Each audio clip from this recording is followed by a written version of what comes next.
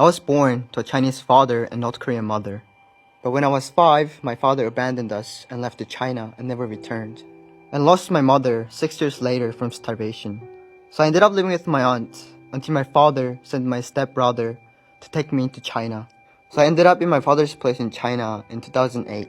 Life in China was so much better. I was so happy because I was living my life in freedom.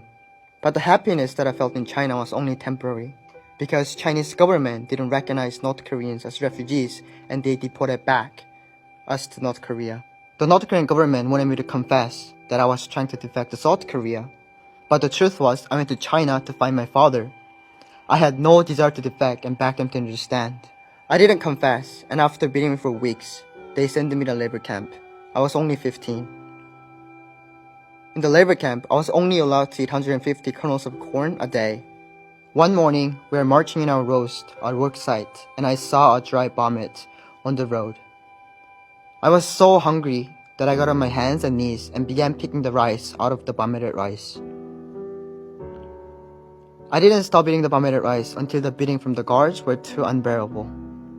8 months later, I was finally released because I couldn't even stand up or even lift my arm. After spending months trying to regain my strength, I needed to find a job. I began working in a coal mine where I was paid only in rice. Cave-ins were common, and I saw other boys lose their arms and legs as they're smashed into the rocks.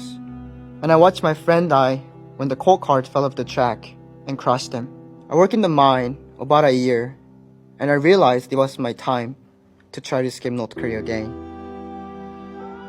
I knew how hard escaping North Korea would be without any money or food.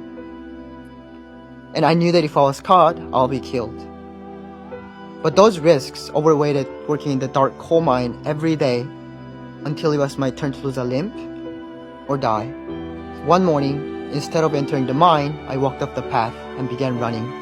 I spent the next 3 months hiding from the police and waiting for an opportunity to travel to the border town. On a humid day in August, I was lying down on a hillside. And in the distance, I saw a train come to stop, and I realized the train was going to the border town.